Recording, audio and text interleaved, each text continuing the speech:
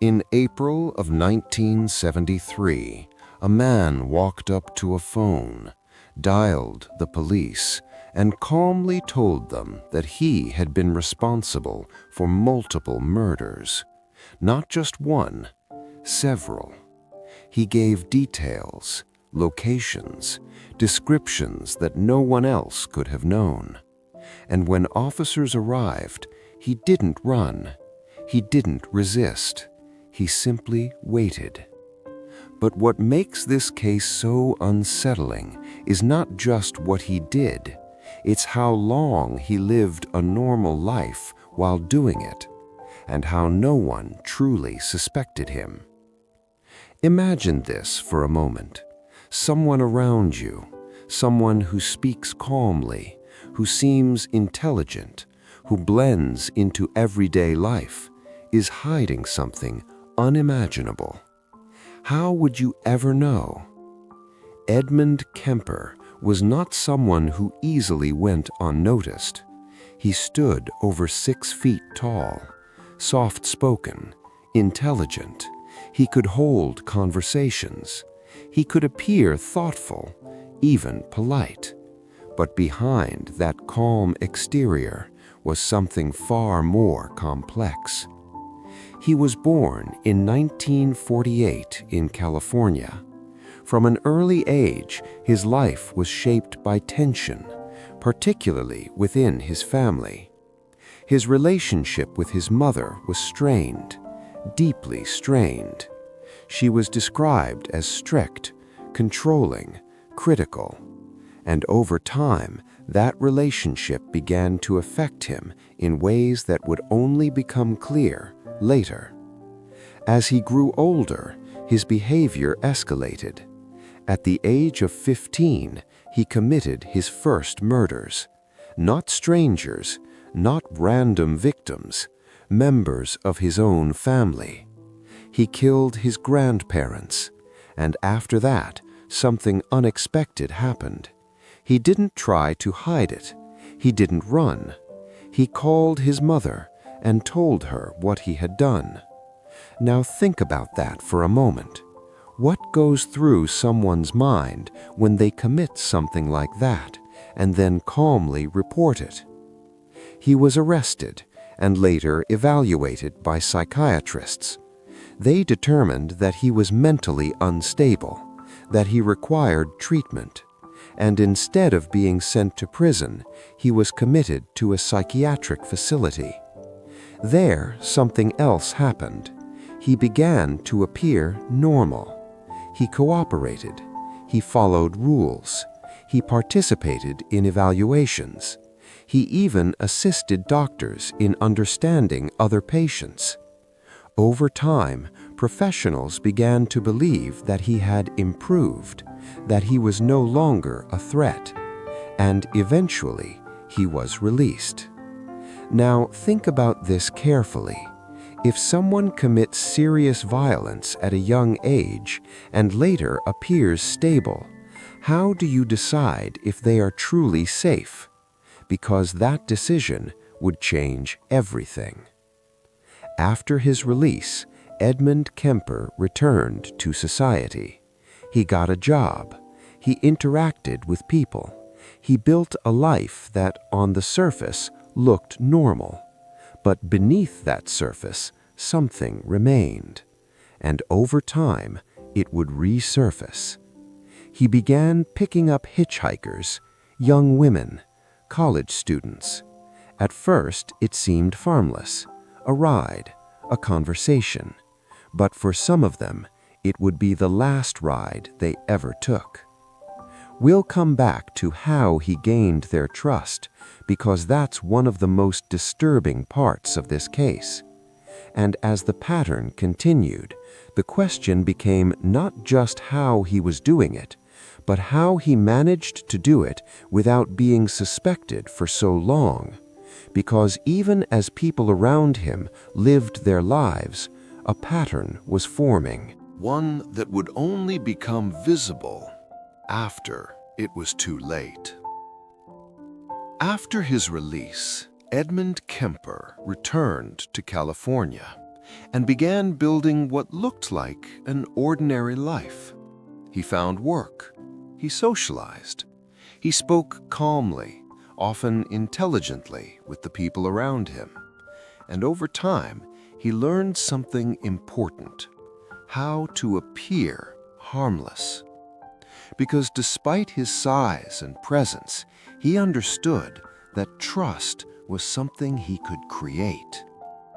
He spent time around law enforcement, at bars where police officers gathered. He listened, observed, learned how investigations worked, and that gave him an advantage. Now, think about this. If someone understands how police think, how they investigate, does that make it easier for them to avoid suspicion? Because while everything on the surface appeared normal, a pattern had already begun. He started picking up hitchhikers along highways, young women, often college students, looking for rides. At the time, hitchhiking was more common. People trusted strangers more easily, and Kemper knew exactly how to use that. He would appear calm, polite, non-threatening, and for a moment, everything would seem safe. But that safety didn't last. One by one, victims began disappearing. At first, there was no clear connection, different locations, different circumstances. But behind the scenes, there was a consistent method. He would gain their trust, offer them a ride, and once they were inside the car, the situation would change. We won't go into graphic detail, but what followed was controlled, deliberate, and repeated. And with each incident, he became more confident. Now, think about this carefully. If someone gets away with something once, does that make it easier for them to do it again? Because in this case, it did. As time passed, he continued his routine, picking up victims, maintaining a normal outward life, blending into everyday society.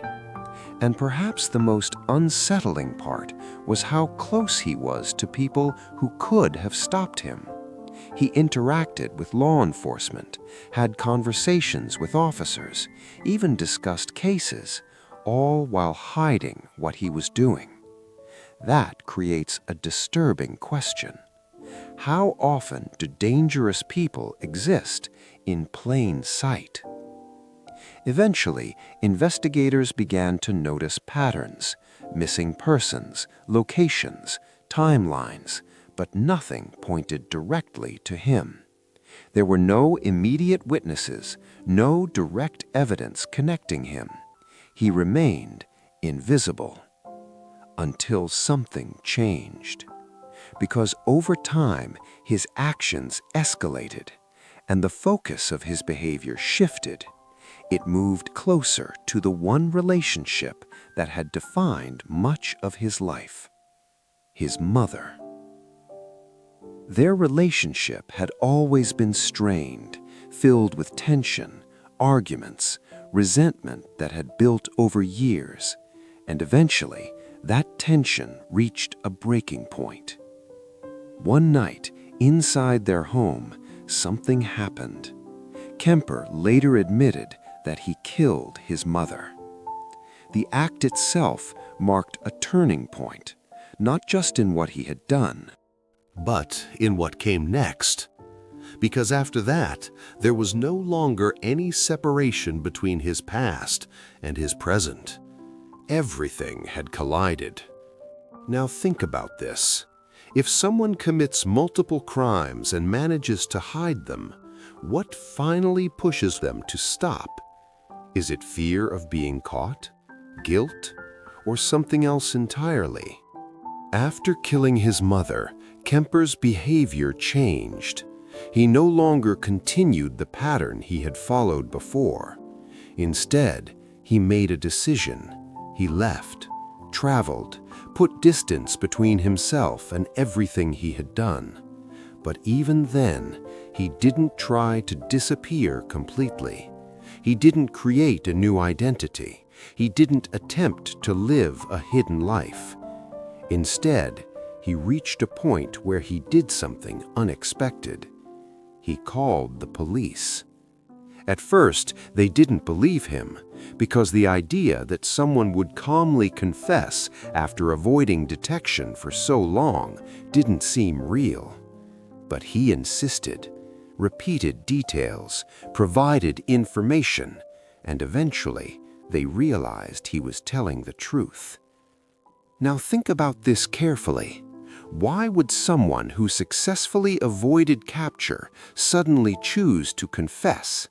Was it a need for control, a desire to end it, or something deeper that we can't fully understand?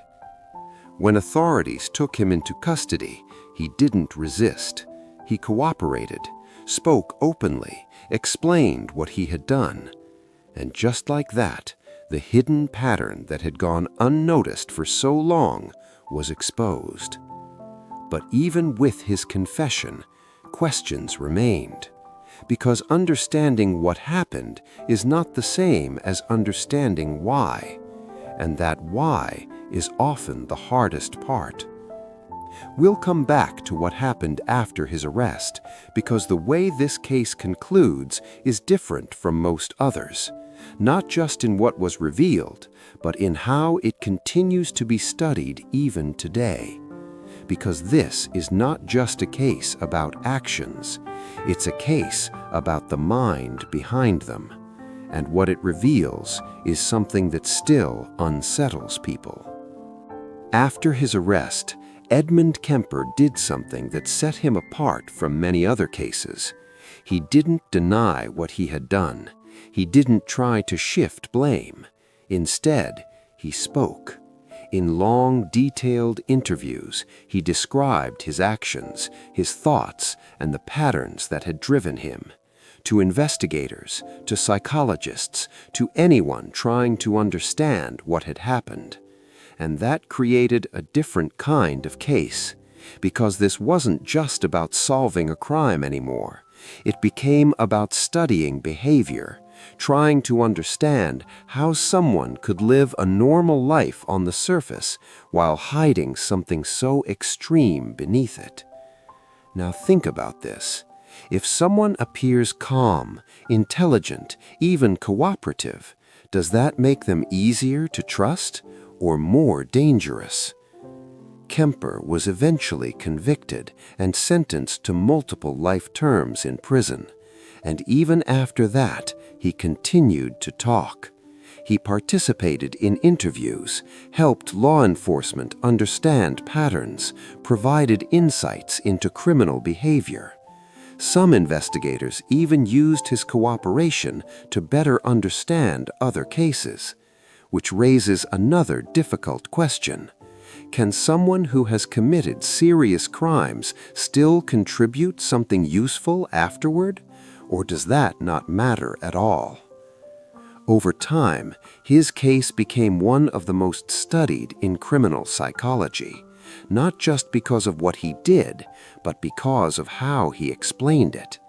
The contrast between his calm demeanor and his actions is what continues to unsettle people, because it challenges a common belief that danger is always obvious, that you can always recognize it.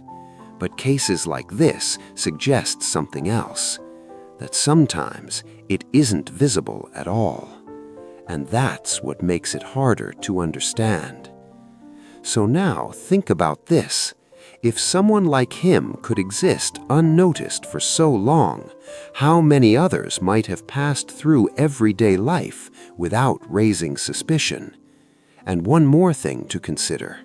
When someone chooses to confess after everything, do you see that as acceptance of responsibility or just another form of control? Because in the end, this case leaves behind more than just a timeline. It leaves behind a question about human behavior itself. Not just what people do, but how well we really understand them. December 24th, 2002, a pregnant woman went missing from her home in Modesto, California. Her name was Lacey Peterson. She was 8 months pregnant. By the end of that day, she had not returned home. By the end of the week, the case had drawn national attention. By the end of the following year, it would become one of the most closely watched trials in the United States. Lacey Peterson was 27 years old. She lived with her husband, Scott Peterson, in a modest home in Modesto. Friends described Lacey as warm, social, and close to her family. She was excited about becoming a mother. The couple had planned to name their son Connor. On December 24th, Lacey was last known to be at home. According to Scott Peterson, he left the house that morning to go fishing at the Berkeley Marina, several hours away. He later stated that when he left, Lacey was at home preparing for the day. She was wearing maternity clothes. She had plans to walk the family dog and finish household tasks. That afternoon, when Scott returned home, Lacey was gone. The dog was found wandering outside, still wearing its leash. Lacey's car was parked at the house. Her personal belongings were inside. Scott contacted Lacey's family and later reported her missing. Police arrived and began a search. At first, the case was treated as a missing person investigation. Search teams canvassed the neighborhood. Volunteers assisted. Flyers were distributed. There were no confirmed sightings of Lacey after that morning. As days passed, investigators began examining Scott Peterson's account more closely. His fishing trip drew attention. The Berkeley Marina was far from Modesto, and the trip occurred on Christmas Eve. Scott stated that he had decided to fish because he had the day off. Receipts and parking records later confirmed that Scott had been in the area he claimed. However, questions remained. Why travel so far alone on a holiday? Why leave a pregnant wife at home? Investigators also uncovered information about Scott's personal life. Scott had been involved in an extramarital relationship. The woman later stated that Scott told her he had lost his wife and that this would be his first Christmas without her. This statement was made before Lacey Peterson was reported missing. When this information became public, the direction of the investigation changed. Scott Peterson became the focus of intense scrutiny. Media attention increased rapidly. Search efforts expanded beyond Modesto. As weeks turned into months, no trace of Lacey was found. Then, in April 2003, human remains were discovered along the shoreline of the San Francisco Bay. The remains were later identified as those of Lacey Peterson and her unborn son, Connor. The location of the remains was near the area where Scott Peterson had gone fishing. At that point, the case moved from a missing person investigation to a homicide. Scott Peterson was arrested and charged with murder. The case would soon move into the courtroom, where evidence, timelines, and interpretations would be examined in detail. As investigators focused more closely on Scott Peterson, the case began to change in tone. What had started as a community search for a missing pregnant woman became a carefully examined timeline of movements, statements, and inconsistencies. Scott Peterson told police that on the morning Lacey disappeared, he left the house around 9:30 a.m. He said Lacey was watching television and planned to mop the floor before walking the dog. He drove several hours to the Berkeley Marina, where he launched a small boat and went fishing alone. Receipts, parking records, and witness statements later confirmed that Scott had been in the marina area that day. This fact became central to the case, not because it disproved his story, but because of where Lacey and her unborn son would later be found. While police continued to search for Lacey, Scott Peterson's personal life drew increasing attention. Investigators learned about his relationship with another woman, Amber Frye. Amber later told police that Scott had informed her in early December that he had lost his wife and that this would be his first Christmas without her. At the time he made those statements, Lacey Peterson was still alive. When Amber Frye came forward publicly, media coverage intensified. Scott Peterson became the focus of constant attention. His behavior was closely analyzed. Every interview, every public appearance, every word he spoke was scrutinized. Some observers described him as calm to the point of detachment. Others argued that reactions to stress vary and should not be interpreted as evidence. Law enforcement continued building a case based largely on circumstantial evidence. There were no eyewitnesses to a crime, no confession, no direct forensic evidence tying Scott Peterson to Lacey's death. Instead, prosecutors focused on patterns. They examined Scott's movements on the day of Lacey's disappearance. They reviewed phone records and computer searches. They reconstructed timelines. When Lacey and Connor's remains were discovered in April 2003 along the shoreline of the San Francisco Bay, investigators noted their proximity to the Berkeley Marina. As this geographic connection became a cornerstone of the prosecution's theory, the condition of the remains indicated that they had been in the water for several months. Medical examiners could not determine an exact cause of death. The absence of clear trauma meant that many questions remained unanswered. Despite these uncertainties, prosecutors moved forward. Scott Peterson was charged with 2 counts of murder. The trial began in 2004 and quickly became a national event. Court proceedings were followed closely by the media. Every detail was debated. Prosecutors argued that Scott Peterson killed Lacey and Connor and disposed of their bodies in the bay. They pointed to Scott's extramarital affair, his statements to Amber Frye, and his actions in the days following Lacey's disappearance. They emphasized the location of the remains and Scott's fishing trip. The defense countered that the case relied entirely on circumstantial evidence. They argued that no physical evidence placed Lacey in Scott's boat.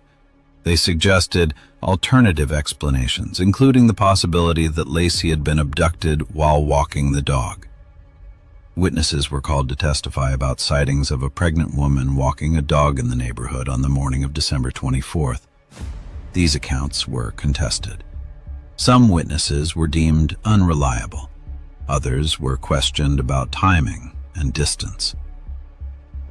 The jury was tasked with evaluating a case built on inference rather than direct proof.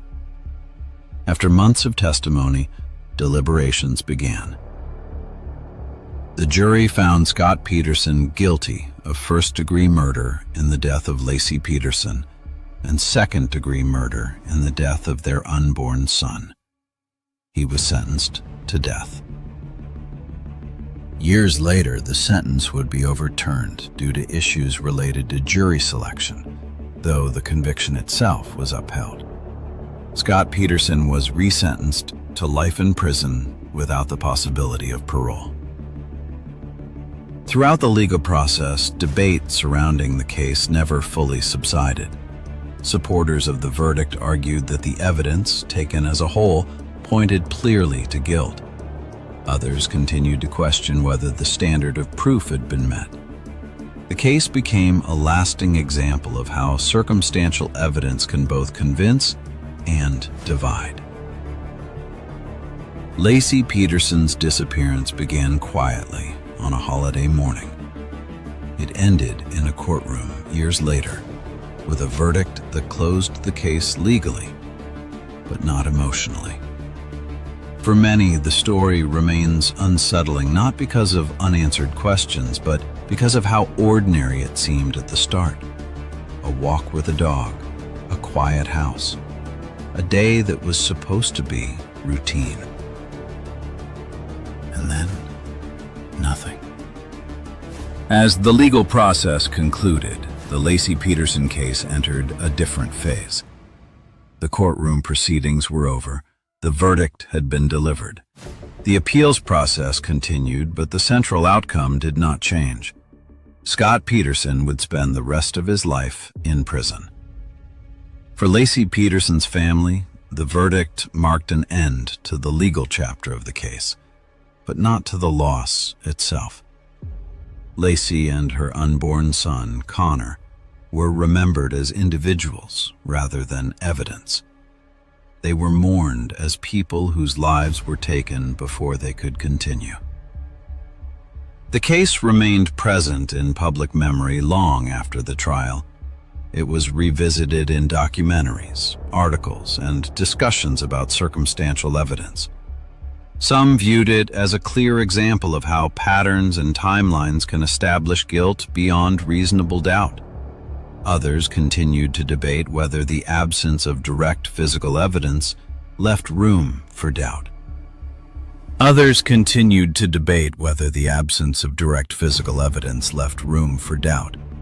The legal system, however, had reached its conclusion. What makes the Laci Peterson case endure is not only the crime itself, but the way it unfolded. It began quietly, without witnesses or obvious signs of violence. It moved slowly, built on inference and reconstruction. And it ended not with certainty for everyone, but with a verdict that forced the public to confront how justice is determined when answers are incomplete. Laci Peterson did not disappear in the middle of the night or in a remote location. She vanished on a familiar street, in her own neighborhood, on a morning that was meant to be ordinary. That ordinariness is part of what unsettles people. It suggests how quickly normal routines can fracture. In the years since, the case has often been referenced in discussions about media influence, public opinion, and the pressure surrounding high-profile trials. But beneath those discussions remains a simpler reality. A young woman who was preparing to become a mother did not get that chance. A child named Connor never had a life outside the courtroom narrative built around his death. And a family was left with a loss that no verdict could undo. Late at night, when stories like this are played quietly, they are rarely about reliving the details. They are about understanding how events move from everyday moments into permanent consequences. They are about recognizing how much of life depends on trust, routine, and the expectation that tomorrow will arrive as planned. The Laci Peterson case reached an ending that many cases never do. But even with a legal resolution, it continues to linger. Not because of spectacle, but because of the space between what can be proven and what can never be fully known. If you've listened through this case, you've followed it from a missing person report to a courtroom verdict. If a particular detail stayed with you, or if something in the timeline stood out, you're welcome to share it. Quiet reflection and discussion are often how cases like this remain understood rather than forgotten. If this calm, late-night approach to true crime is something you return to, more documented cases will follow. There is no urgency, no final note meant to provoke. Just another story, carefully examined, before the night continues. The Nightstalker. The summer Los Angeles stopped sleeping. In the summer of 1985, Los Angeles stopped sleeping. Windows that once stayed open for night air were shut tight despite the heat. Porch lights remained on until sunrise. Gun sales increased. Neighbors began checking on one another before bed. The city did not know his name yet. They only knew the pattern. He came after midnight. He entered quietly, and he chose houses at random. The first confirmed killing connected to what would become known as the Nightstalker occurred in 1984, but it was in 1985 that fear truly spread. Victims ranged in age from young adults to the elderly. Some lived alone, some with spouses, some in modest homes, others in middle-class neighborhoods. There was no clear profile, no consistent income bracket, no predictable district, just entry through unlocked doors or windows, and then violence. He often approached on foot, dark clothing, sometimes a baseball cap, sometimes gloves.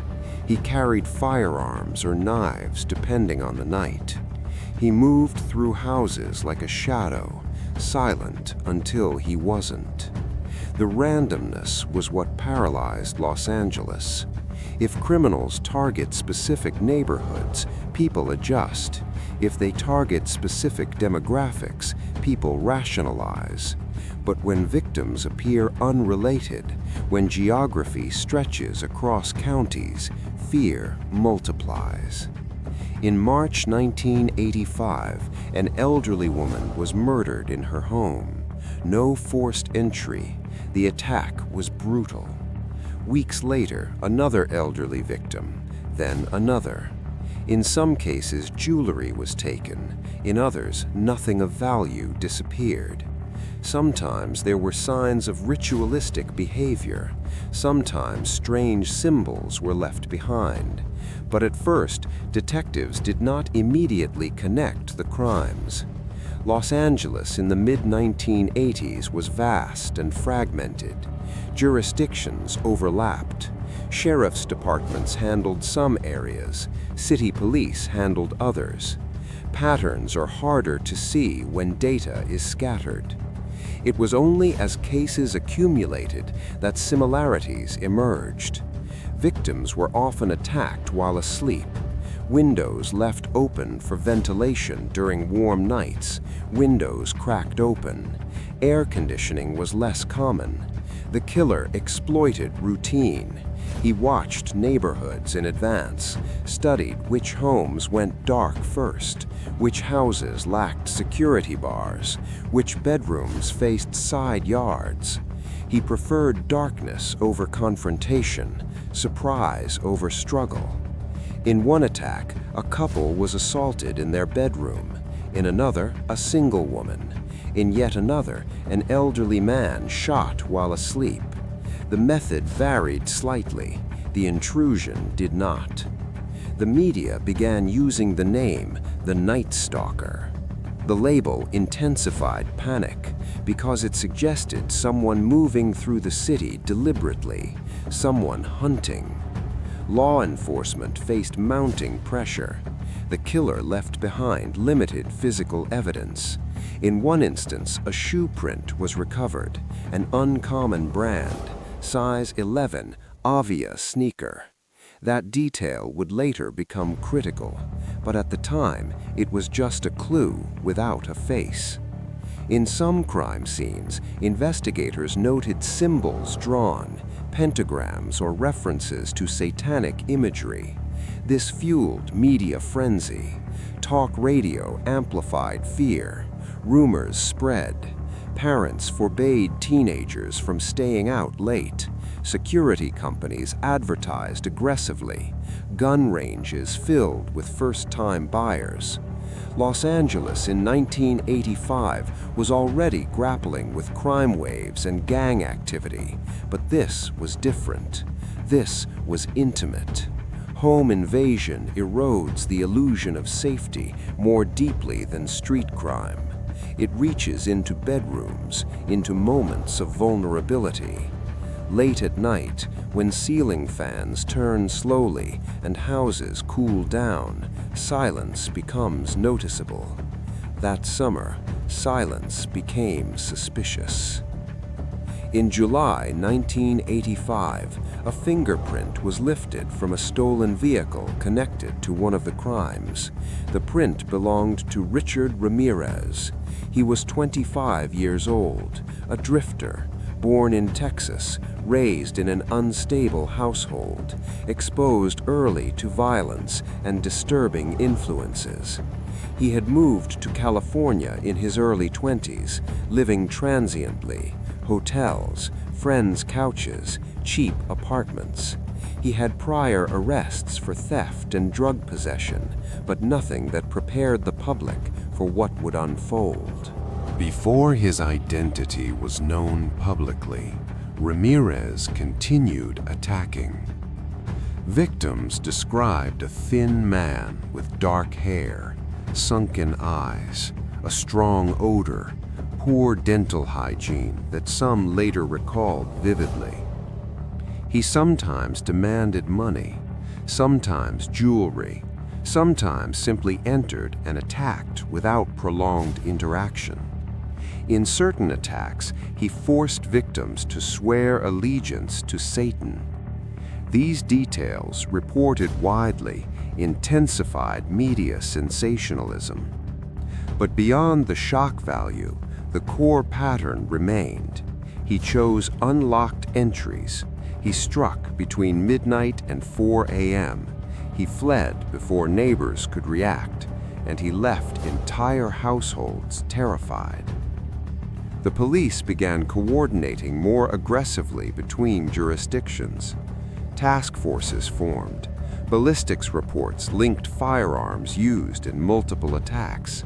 The Avia shoe print appeared at several scenes. Detectives canvassed shoe stores, tracked recent purchases. The brand was not widely distributed. It narrowed possibilities. But Los Angeles County holds millions of residents. The field was still vast. In late July 1985, 2 elderly women were attacked in Monterey Park. One survived. She provided a description that matched earlier witness accounts. The composite sketch circulated rapidly. It was broadcast on television, printed in newspapers, distributed to patrol officers. For the first time, the city saw a face. Thin, dark eyes, angular features. The effect was immediate. Tips flooded in, but many were false. Paranoia can distort identification. People began seeing the Nightstalker everywhere, in grocery stores, on buses, at gas stations. The real Richard Ramirez continued moving quietly, sleeping during the day, walking at night, sometimes taking public transportation, sometimes hitchhiking. He did not fit a polished criminal profile. He was erratic, addicted to cocaine, prone to impulsive decisions. But at night, he demonstrated focus, selection, entry, exit.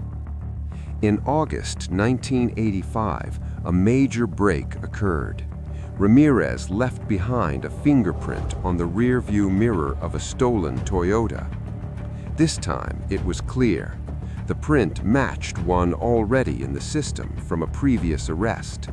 His name became public: Richard Ramirez. The Nightstalker had a face and a record. Police released his mugshot. Television stations aired it repeatedly. Newspapers printed it on front pages. The city's fear shifted from unknown predator to known fugitive. But that did not reduce danger. It intensified the hunt. Once the name Richard Ramirez was released to the public in August 1985, Los Angeles shifted from fear to pursuit. His face was everywhere. Television broadcasts interrupted programming with updates.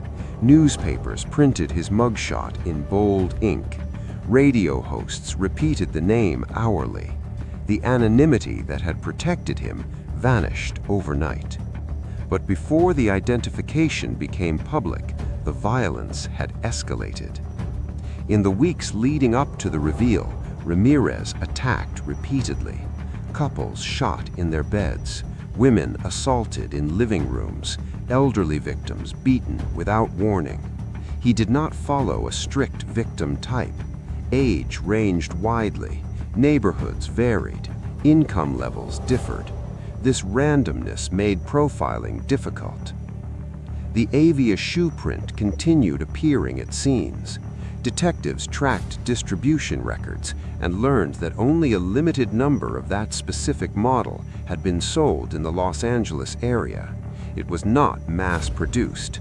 The rarity helped narrow investigative focus, but it did not immediately produce a suspect.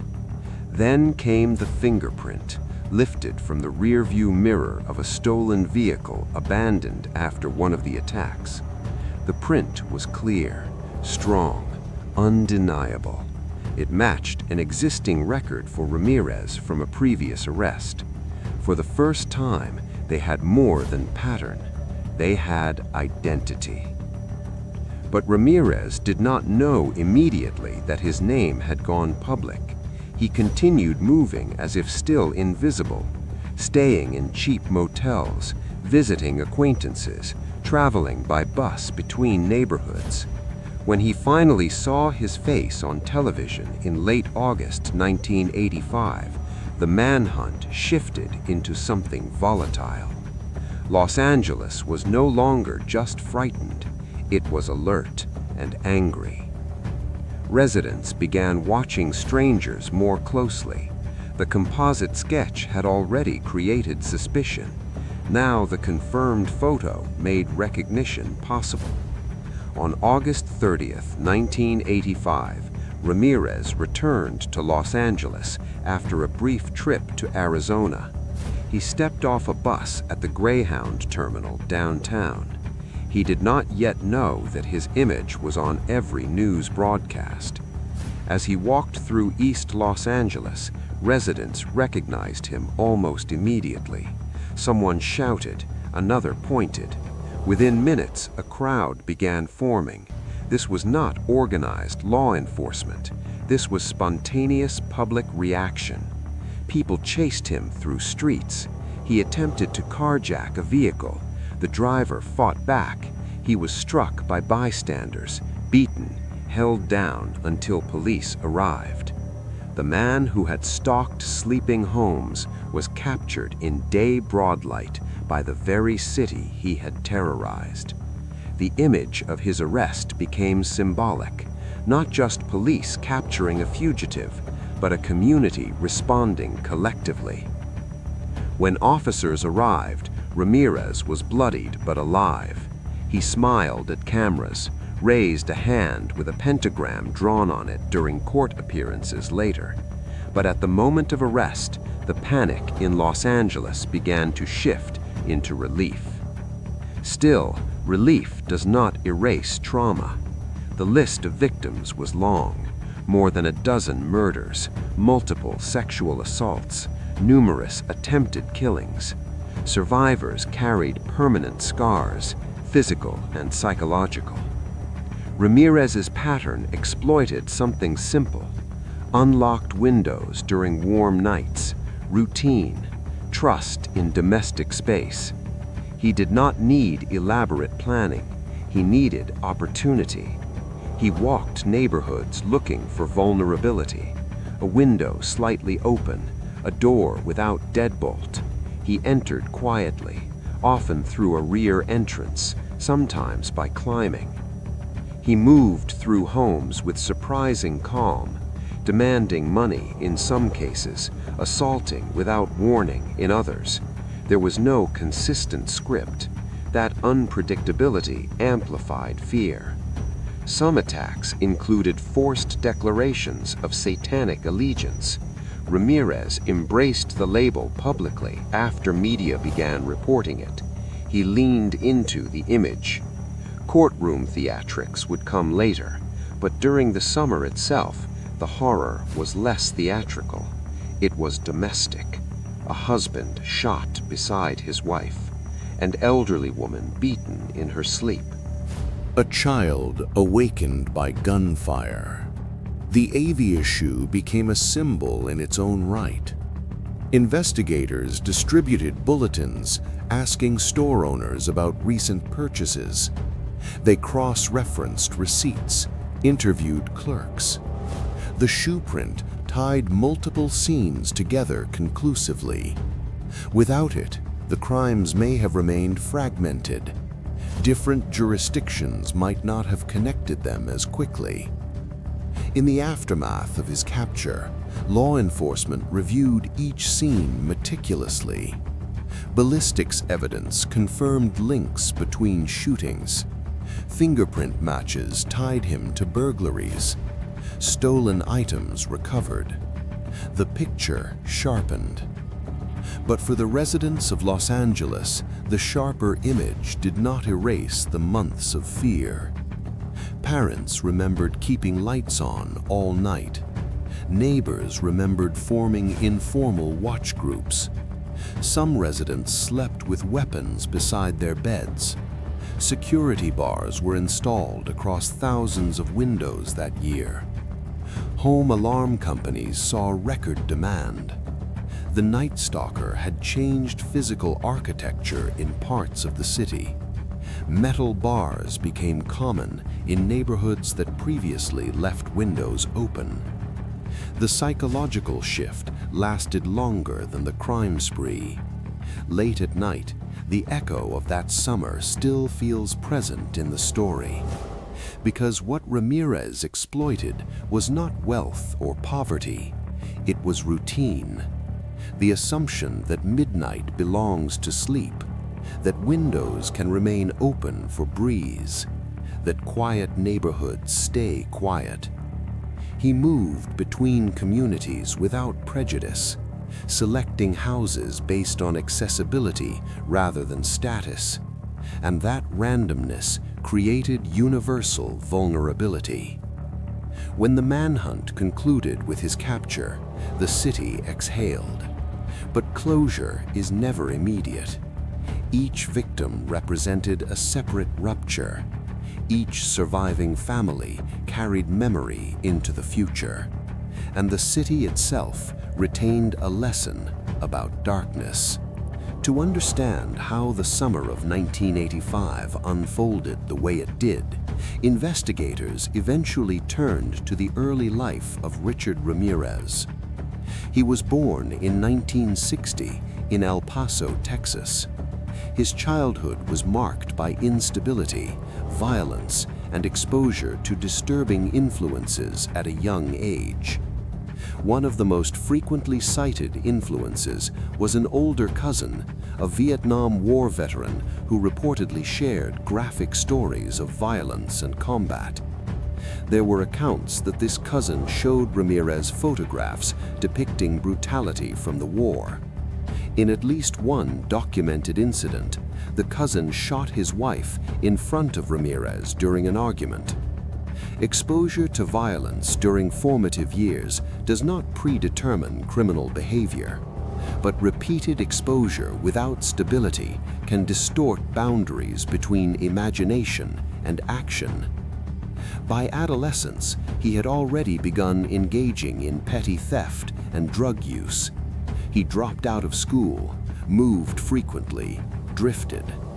His criminal record prior to the Nightstalker murders included burglary and narcotics charges. He was not a model citizen, but he was not yet publicly known as a violent offender. When he relocated to California in the early 1980s, he lived transiently.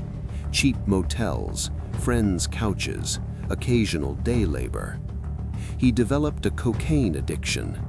Substance use fueled erratic behavior, but also extended wakefulness, useful for someone who preferred to move at night. Ramirez did not conform to a single psychological category. He did not exclusively target one age group.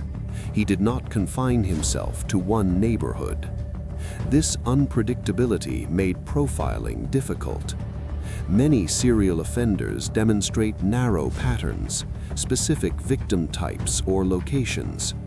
Ramirez's pattern was broader. His common denominator was vulnerability.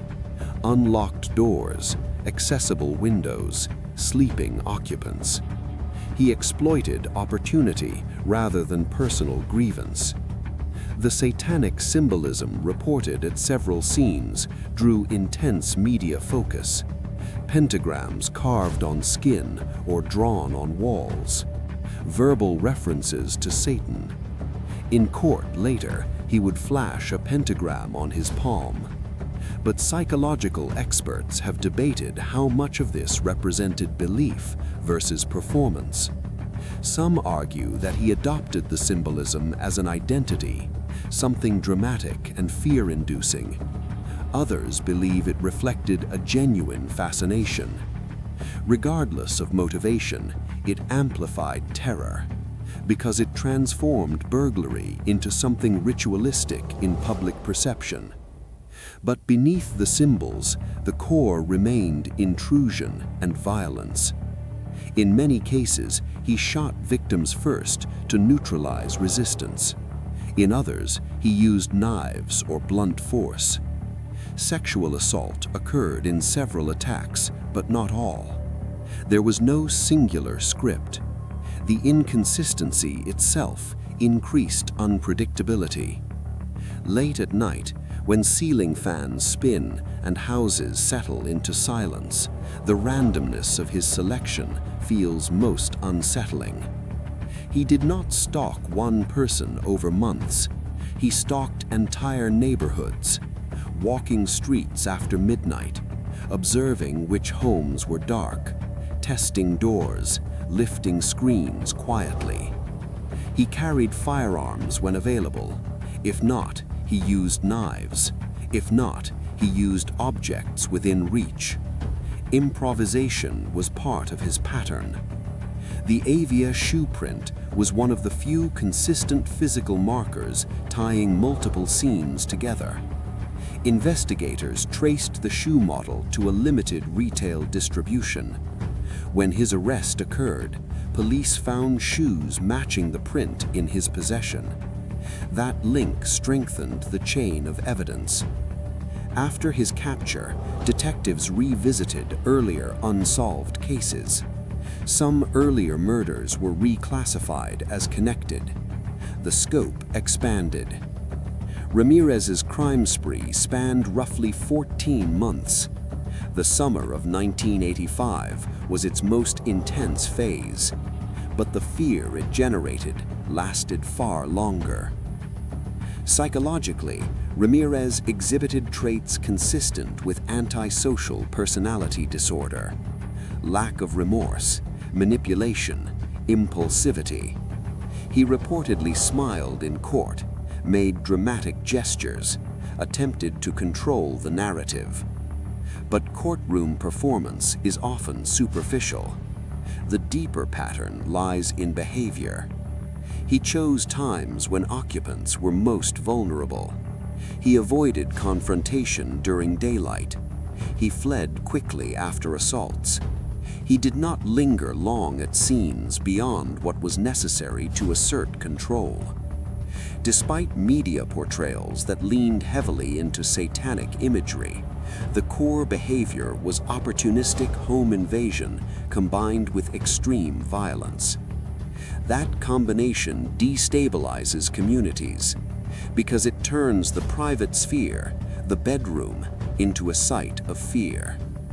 Los Angeles in 1985 became a case study in how serial crime reshapes urban behavior. Window bars increased. Neighborhood watch groups expanded. Gun ownership rose.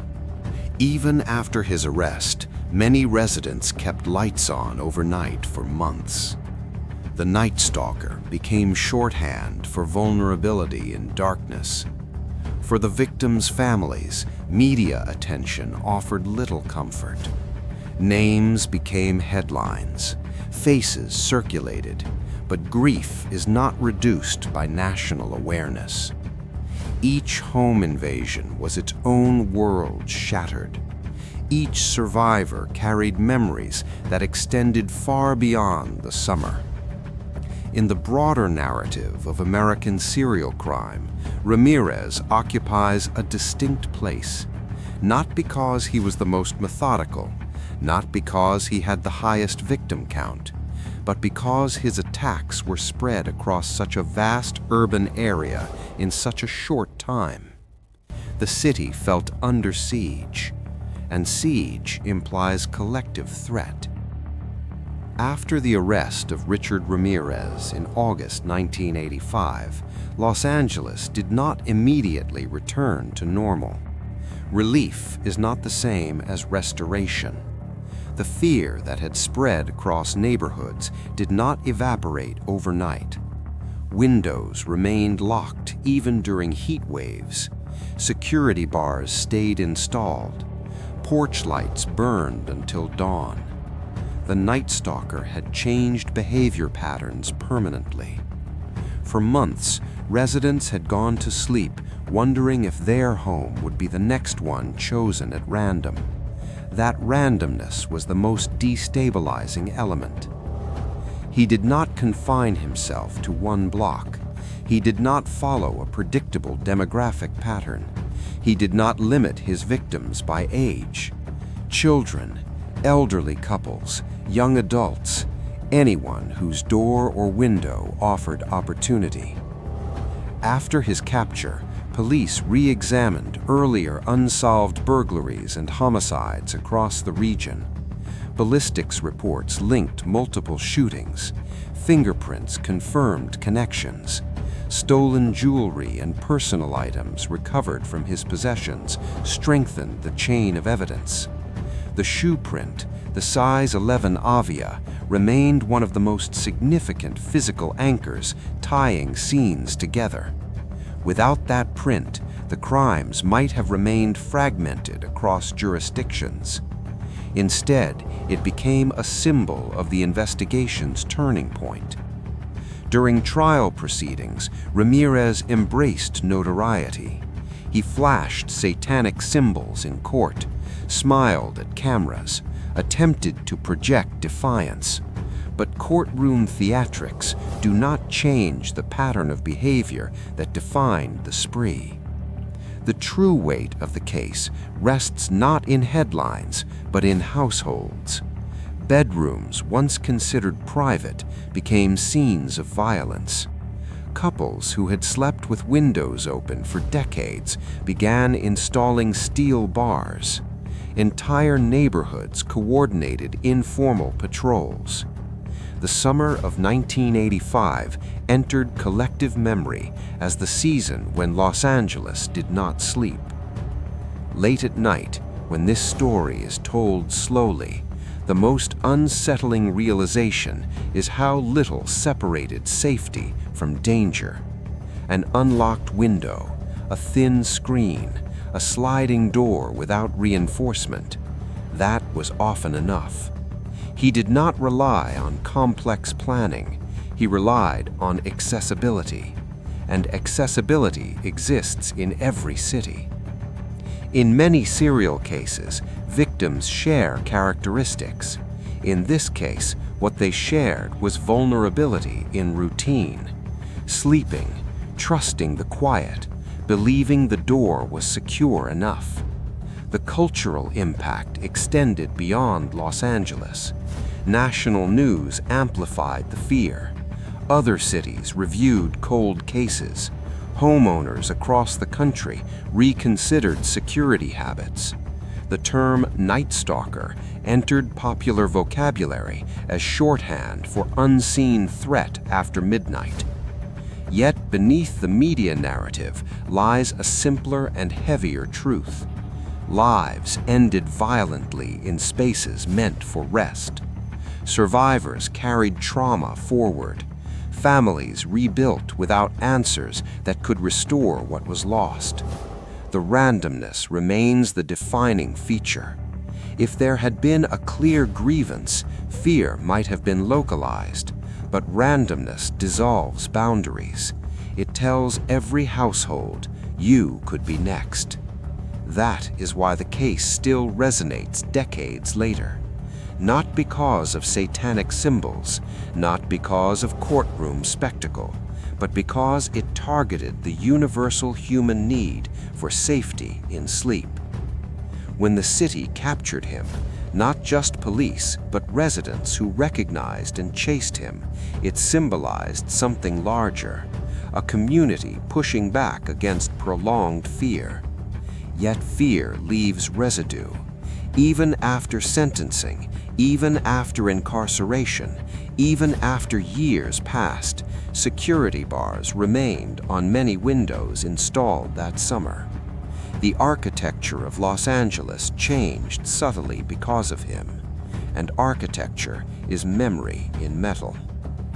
The Nightstalker case stands as a reminder that vulnerability often lies in routine, in small decisions, in habits repeated nightly, and that sometimes the most dangerous predators rely not on complexity, but on opportunity. When lights go out and houses settle, the illusion of safety feels natural. But in the summer of 1985, Los Angeles learned that illusion can fracture quietly. One window, one step inside, one city holding its breath. Thank you for listening. Night of June 9th, 1912, the town of Villisca, Iowa, went to sleep as it always had. The streets were unpaved, the air carried the scent of livestock and summer grass. Front doors were often left unlocked. Neighbors knew one another by name. Nothing about that Sunday evening suggested it would become one of the most haunting nights in American criminal history. Josiah Moore, a respected businessman, had spent the evening attending Children's Day exercises at the Presbyterian Church with his wife, Sarah, and their 4 children. The event had ended around 9:30 p.m. It had been cheerful. Children singing, community gathering, lantern light flickering softly. 2 sisters, Ina and Lena Stillinger, had been invited to spend the night at the Moore home after the church event. It was common in a town like Villisca. Parents trusted neighbors. Children moved freely between homes. Around 10 p.m., the Moore family and their guests returned to the modest white house on East 2nd Street. The house was narrow, 2 stories, a small attic above, bedrooms arranged tightly along the upper level. That night, 8 people slept inside. By morning, all 8 would be dead. Sometime after midnight, while the town was silent and dark, someone entered the Moore home. There were no signs of forced entry. Investigators later believed the killer may have hidden inside the house before the family returned from church. Or he may have entered quietly after they had gone to sleep. What is certain is this: the killer carried an axe. The weapon was later identified as belonging to Josiah Moore himself, kept in the shed behind the house. That detail has always lingered. The murderer did not bring his own weapon.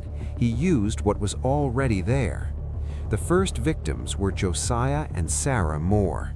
They slept in a bedroom on the 2nd floor. The killer struck Josiah first. The blows were severe and repeated, more than necessary to ensure death. Then Sarah. Each victim was attacked in their beds. No evidence suggested prolonged struggle. The attacks were sudden, brutal, efficient.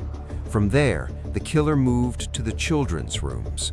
Herman, Catherine, Boyd, and Paul Moore, each struck with the blunt and sharp edge of the axe. The 2 sisters were killed in the guest room. Ina, 8 years old, Lena, 12. Lena may have partially awakened. Some evidence suggested defensive wounds on her arm. But in the darkness, against an adult attacker wielding an axe, there was little chance of survival. What makes the Villisca murders uniquely unsettling is not only the violence, it is what happened after. The killer remained inside the house for some time. He covered mirrors with clothing. He draped sheets over the victims' faces. He washed his hands in a bowl in the kitchen.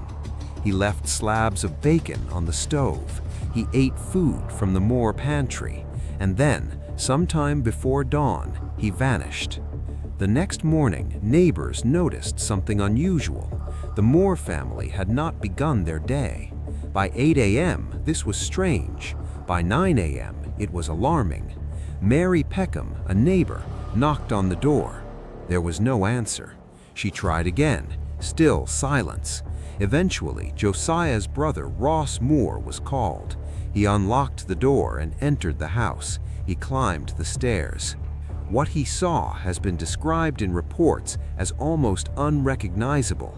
The bodies were discovered in their beds, blood soaked through mattresses, walls splattered, sheets pulled tightly over faces.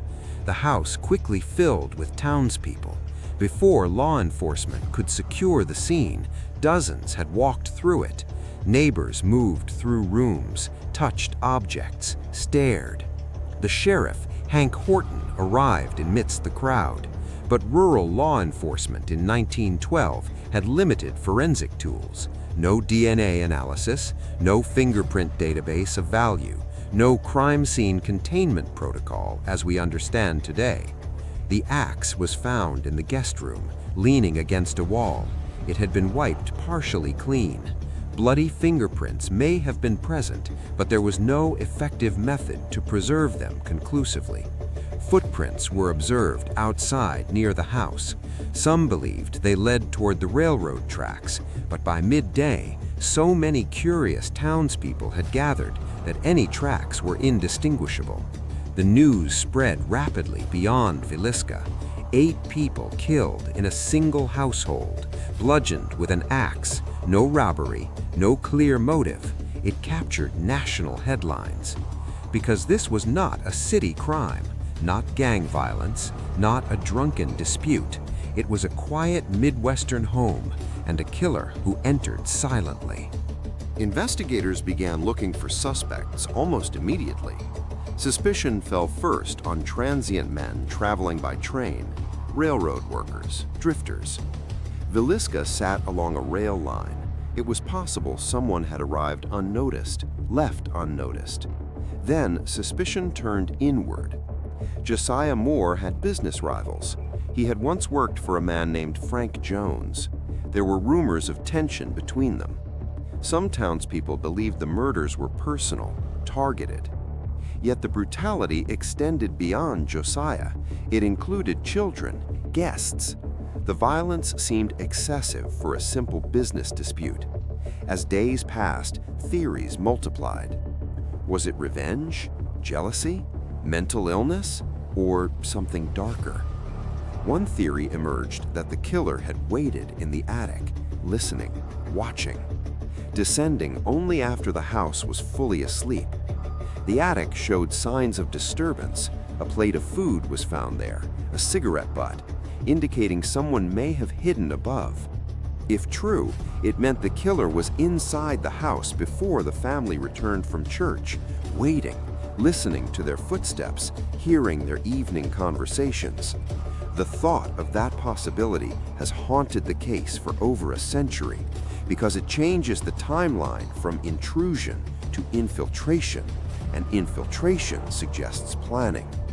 The Villisca axe murders would become one of the most infamous unsolved mass murders in American history. But on that June morning in 1912, it was simply horror. A house that had been filled with children's laughter the night before now held 8 lifeless bodies. Lantern light replaced by daylight, exposing violence in full clarity.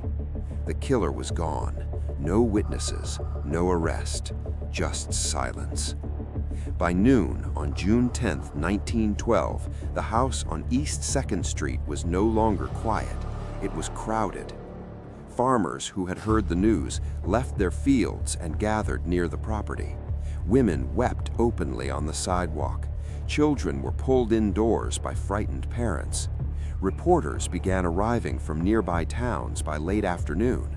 The sheriff attempted to maintain order, but in a town of barely 2,000 residents, shock overrode procedure. People entered the Moore home before law enforcement had fully documented the scene. Some walked upstairs, some touched furniture, some lifted sheets. Evidence that might have mattered was trampled. It would later be said that more than 100 people passed through the house before it was secured. In modern terms, the crime scene was contaminated beyond repair. Still, investigators worked with what they could. The axe was examined more carefully. It had belonged to Josiah Moore. The shed behind the Moore house suggested the killer likely retrieved it from the family's shed. That detail suggested familiarity with the property, or at least a willingness to explore it before entering the house. There were no signs of robbery. Money remained in Josiah's wallet. Valuables were untouched. The house had not been ransacked. This was not theft. This was something else. The positioning of the bodies raised further questions. The killer had struck victims primarily with the blunt end of the axe first, knocking them unconscious before using the blade. That detail indicated method rather than frenzy. It suggested control. After each killing, sheets were pulled over faces. Mirrors throughout the house were covered. Even a hanging mirror in the parlor was draped. Investigators could not determine why. Some speculated superstition. Others believed it was a way to avoid seeing reflections, perhaps even his own. The covered mirrors became one of the case's most unsettling details. They suggested the killer lingered after the murders, that he moved through the house deliberately, that he was not rushed. In the kitchen, a bowl of bloody water sat on a washstand. A towel nearby showed signs of use.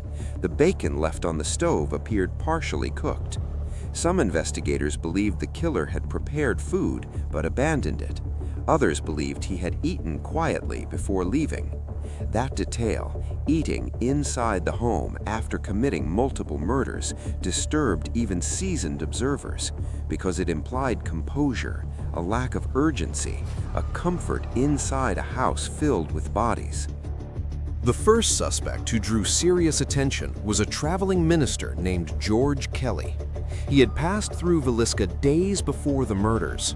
He was known to be erratic. He had been seen peering into windows. He left town shortly after the killings. His behavior raised suspicion.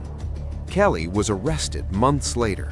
Under intense interrogation, he eventually confessed, but the confession was inconsistent.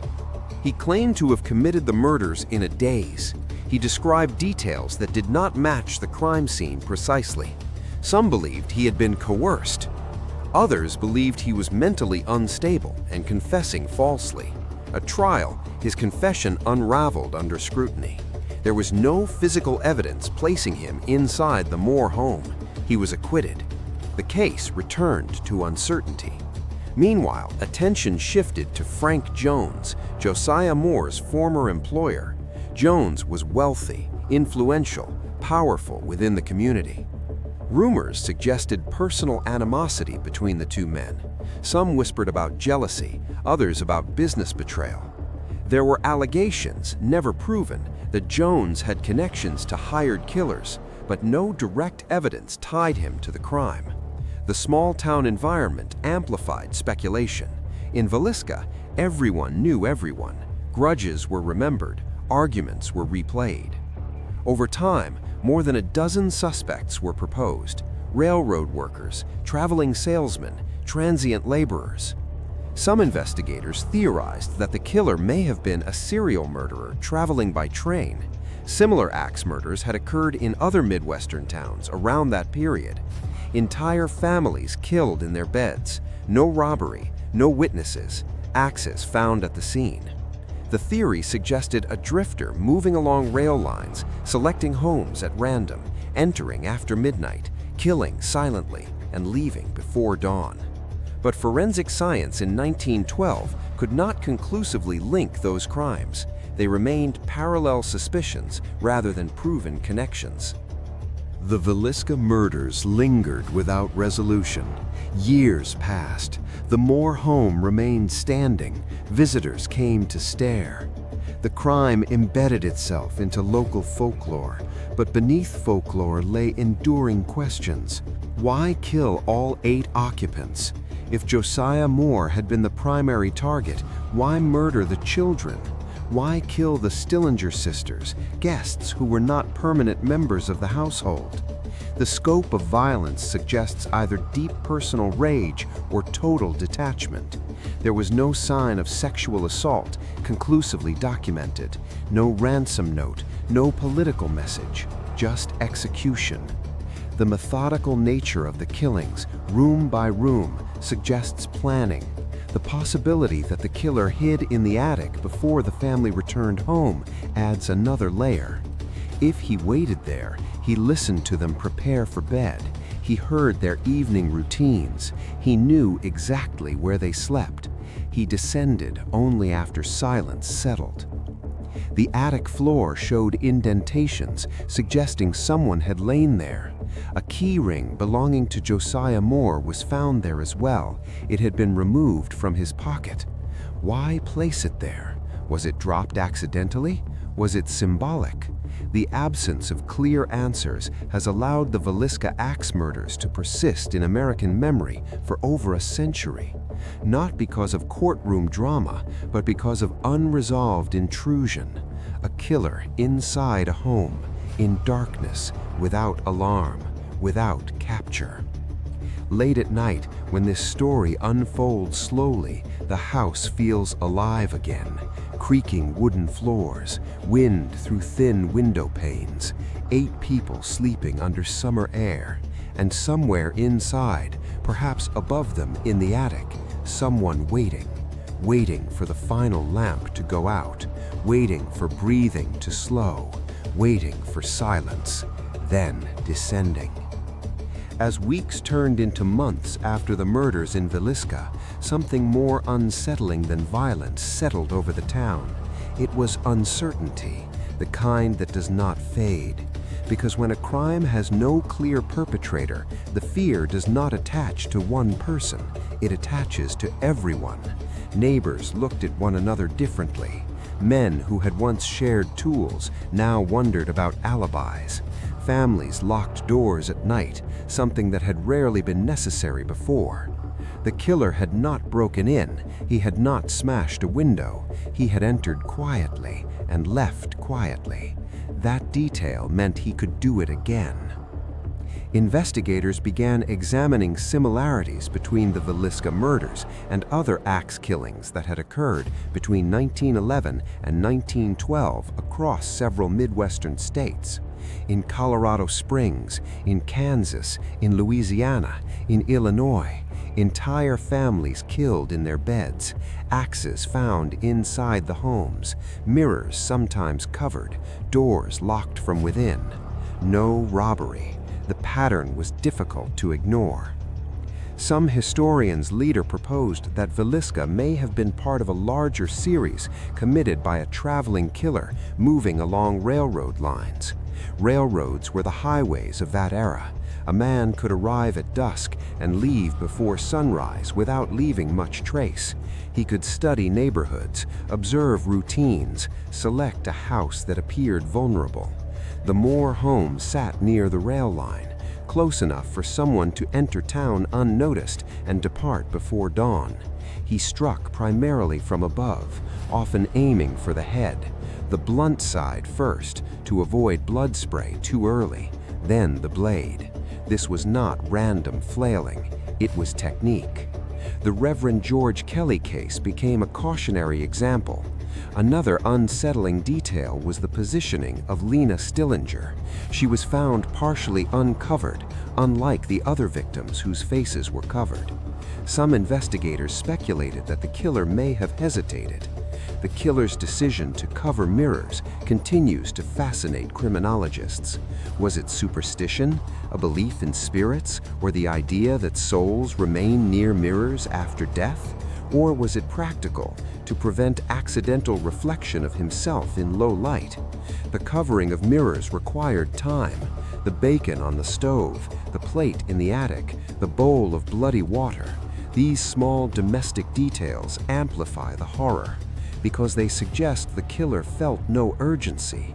He may have eaten inside the house after killing 8 people. He may have rested, listened, ensured silence before leaving. When dawn approached, he likely walked out the same way he entered.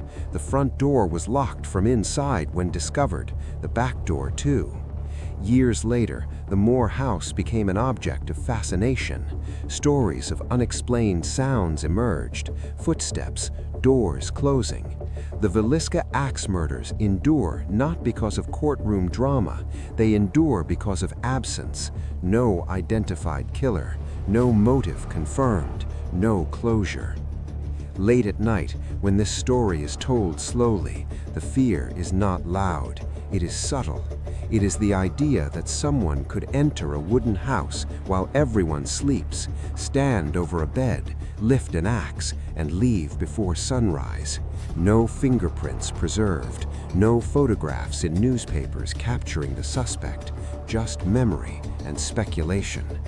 In the end, Villisca became more than a crime.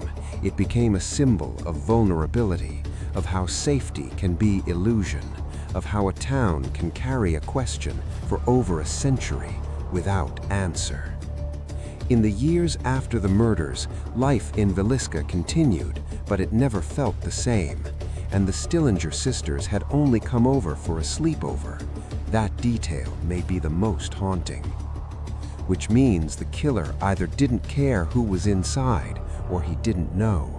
Imagine the stillness of an attic on a summer night in 1912, waiting until breathing deepens, waiting until the last whisper fades, then descending. It feels like infiltration. For modern listeners, the Villisca axe murders feel almost cinematic. A family went to sleep, a killer entered, 8 lives ended. No one heard enough to stop it. No one saw enough to identify him, and he was never caught. Late at night, when this story settles, the Villisca axe murders remain officially unsolved. A guest room with 2 sisters, an axe leaning against a wall, and morning light revealing what darkness concealed. Entire household erased, no witness, no capture, only memory and silence. The BTK killer case. A pattern that hid in plain sight. In the mid-1970s, a series of crimes began to unsettle the city of Wichita, Kansas. They did not happen all at once. They were separated by time, and at first they appeared disconnected. Families were attacked inside their homes. There were no signs of forced entry in many cases. The crimes occurred quietly, often at night. Over time, investigators would come to understand that these acts were committed by a single individual. He would later become known as the BTK Killer. The name came from the words he used to describe his actions: bind, torture, kill. The person responsible was Dennis Rader. For decades, he remained unidentified. Dennis Rader was born in 1945 and raised in Kansas. To neighbors and co-workers, he appeared ordinary. He held steady employment. He was involved in his church. He lived a quiet suburban life. Nothing about his public image suggested criminal activity. The first known attacks attributed to BTK occurred in 1974. A family was found killed inside their home. There were no witnesses. There was little physical evidence. Police struggled to understand how the crime had been committed without alerting neighbors. Then, months later, another incident occurred. And then another. As patterns emerged, investigators realized they were dealing with a serial offender. The crimes shared similarities. The suspect appeared to plan in advance. He targeted residential homes. He waited for opportunities. The offender showed knowledge of the neighborhoods. In some cases, he entered homes without drawing attention. In others, he communicated with victims before the attack. Despite these similarities, identifying the suspect proved difficult. There were no reliable eyewitnesses. Forensic technology at the time was limited. The crimes left communities fearful. Residents changed routines. People locked doors more carefully. Trust eroded quietly. Then something unexpected happened. The killer began communicating with the media and police. Letters arrived. In them, the writer described the crimes. He demanded attention. He referred to himself using the initials BTK.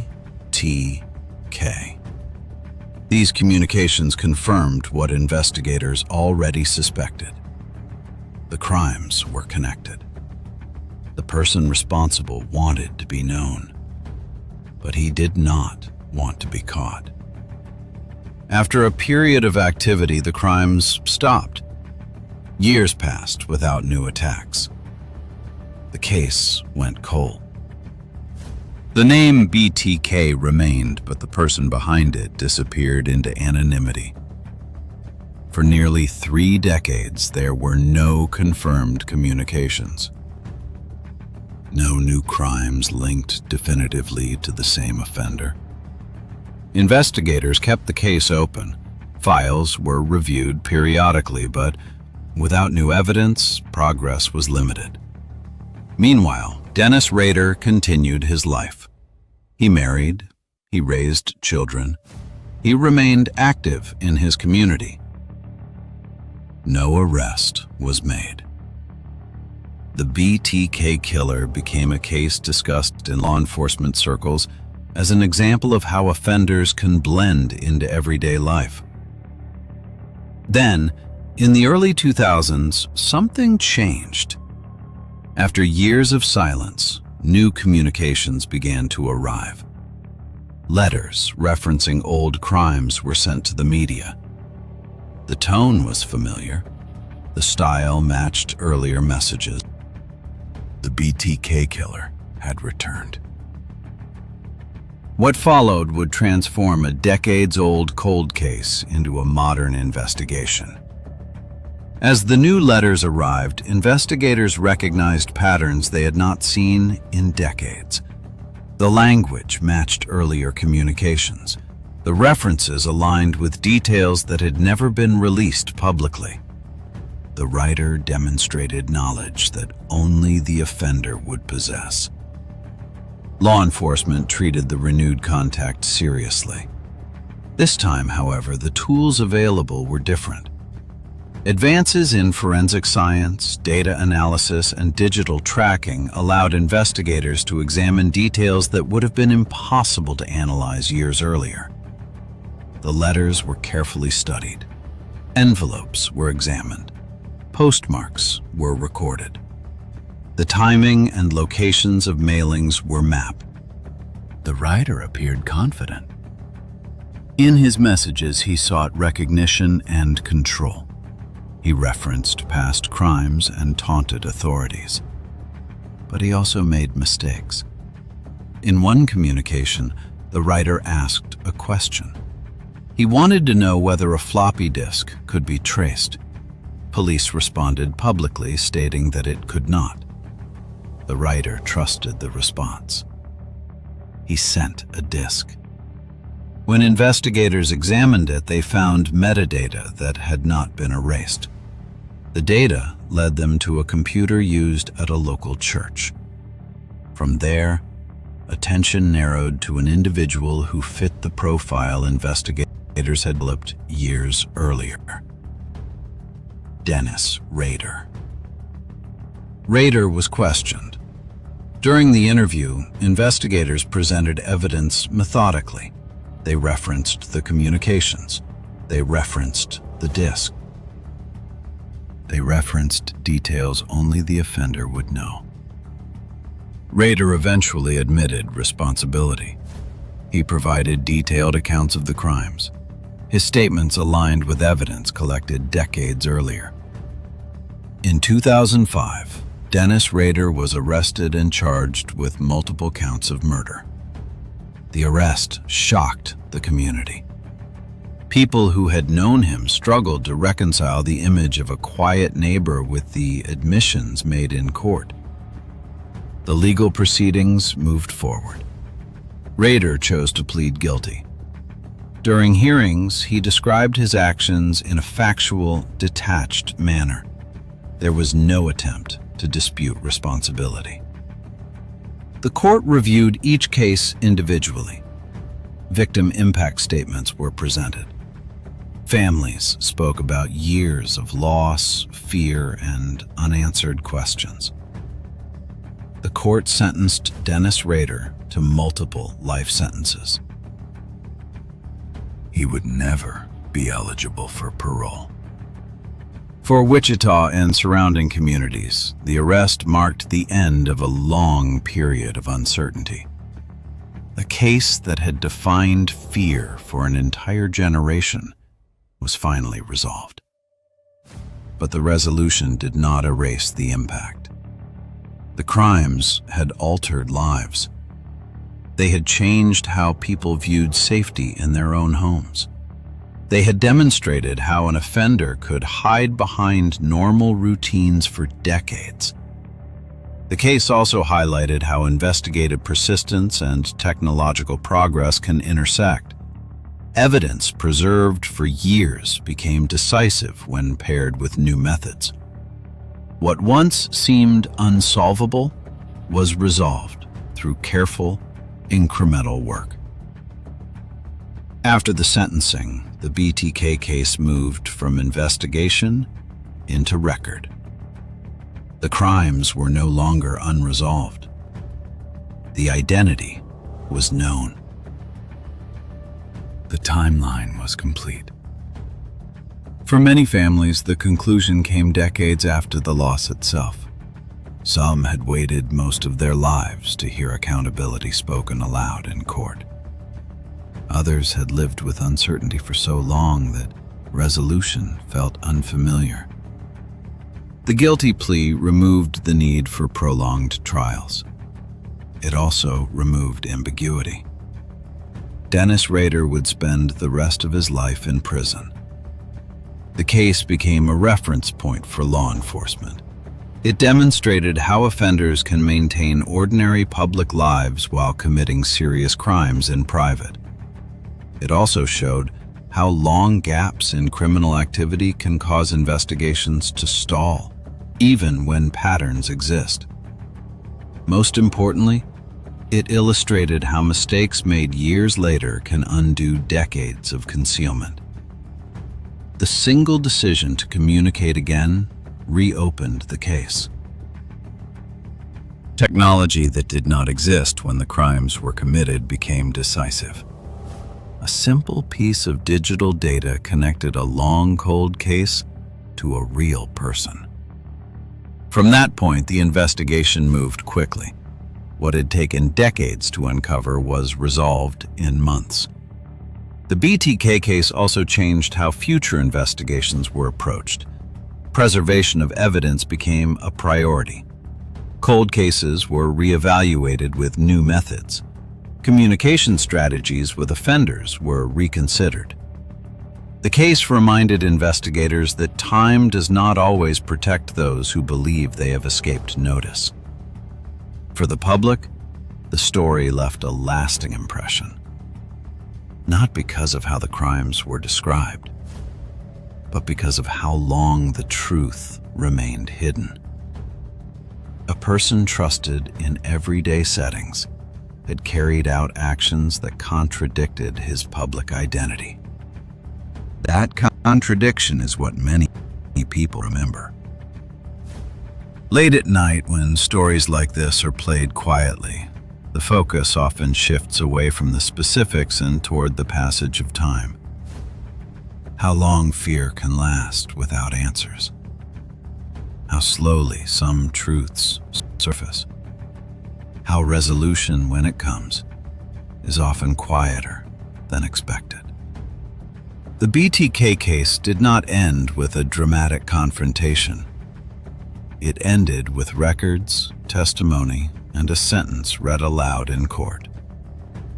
For victims and families, that was not closure, but it was finality.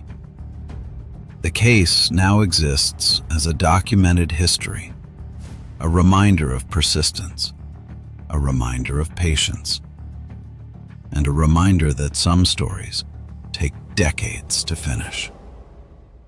If you've listened through this case, you followed a pattern that hid in plain sight for years. If the detail stayed with you, or if something about the timeline stood out, you're welcome to reflect on it. Quiet consideration is often how long cases finally settle. If this calm, late-night approach to documented crime is something you return to, more cases will follow. There is no urgency, no emphasis on shock, just another case, carefully traced from uncertainty to accountability as the night continues. Thank you for listening. Around 3:30 a.m. on February 14th, 2000, during a cold storm in North Carolina, a 9-year-old girl was walking alone along Highway 18. Rain fell steadily. Wind pushed against trees lining the road. Headlights from passing trucks briefly illuminated a small figure on the shoulder. Drivers later said they thought it was strange, a child at that hour, in that weather. But by the time anyone fully processed what they were seeing, she had stepped off the road and into darkness. Her name was Asha Degree, and she has never been found. She lived with her parents and older brother in a modest home in Shelby. By all accounts, her upbringing was stable. Two-parent household, church involvement, school attendance consistent, no known history of running away, no documented behavioral red flags. The night before she vanished was ordinary. February 13th had been a Sunday. The family attended church. Later that evening, there was a minor power outage due to the storm. Candles were lit briefly. The children went to bed around 8 or 9 p.m. Asha shared a bedroom with her brother. Sometime between 2:30 and 3:15 a.m., she quietly left the house. The front door did not show signs of forced entry. She did not wake her brother. She did not alert her parents. She took a small backpack with her. Inside that backpack, investigators would later learn, were personal items, clothing, a pencil, possibly a book. Intentional packing, not accidental wandering. Her father checked on the children around 2:30 a.m. He later stated that both appeared to be asleep.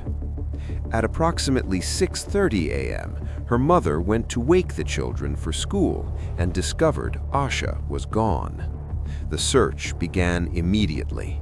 Family members called relatives, neighbors were contacted. Within hours, law enforcement was involved.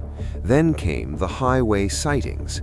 2 separate motorists reported seeing a small child walking south along Highway 18 in the early morning hours. One driver turned his truck around out of concern. As he approached, the child ran off the road into nearby woods. He did not pursue further, assuming perhaps it was a domestic situation. By the time reports reached police, daylight had broken. Search teams were deployed. Dogs tracked scent from the house to the road, then lost it. The woods near the highway were combed. No immediate trace, no body, no clear sign of abduction at the roadside. The storm complicated evidence collection. Rain washes footprints. Wind disrupts scent trails. If someone had been waiting in a vehicle, tire impressions could have been obscured, but investigators found no conclusive physical evidence at that time. The backpack became central. Nearly 18 months later, in August 2001, construction workers uncovered a black plastic trash bag buried off Highway 18, roughly 26 miles north of Shelby. Inside was Asha's backpack. It had been double wrapped in plastic, preserved intentionally. The location suggested concealment. Someone had transported it. Someone had taken time to hide it. The items inside were reportedly intact: clothing, personal effects. There were also items not immediately linked to her household, including a library book from her school. The discovery shifted the case. It indicated that whatever happened after she left the road involved another person. 9-year-olds do not bury their own belongings miles away. But before investigators reached that conclusion, they had to understand the departure itself. Why would a child leave a warm home during a storm without coat preparation for extended exposure, without waking anyone? No note was found, no confirmed prior threats, no known grooming contact identified publicly. The family maintained that Asha had never run away before. She was described as shy, responsible, afraid of the dark, according to some accounts, which made the image of her walking alone before dawn even more unsettling. Late at night, when this story is told slowly, the tension rests in that moment of departure, the quiet sound of a door closing, a small backpack over one shoulder, rain tapping against siding, the highway stretching south. The power outage earlier that night may have disrupted routine. Candles, temporary darkness. Did that influence her sleep? Did something wake her? Or was this planned?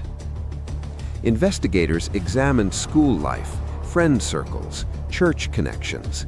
No evidence of conflict surfaced publicly, no clear signs of coercion.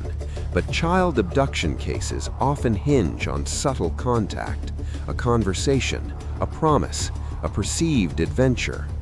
It is documented that Asha had checked out books from her school library about adventure and exploration shortly before her disappearance. But reading about adventure is common among children. It does not equal intent to leave. The highway sightings remain some of the most chilling elements of the case. 2 independent witnesses, both describing a small child walking along the roadside. One driver confirmed she ran into the woods when approached. That detail suggests fear of adult strangers, which complicates abduction theory. If she feared unknown drivers, why leave home voluntarily? Unless she believed she was meeting someone specific. But there is no confirmed public evidence identifying such a person. The search in Shelby intensified in the days after she vanished. Volunteers, law enforcement, media coverage regionally. But without ransom demand, without body, without vehicle identification, the case drifted into uncertainty. The backpack discovery in 2001 revived national attention.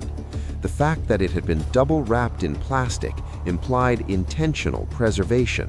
Someone wanted it hidden, not discarded carelessly.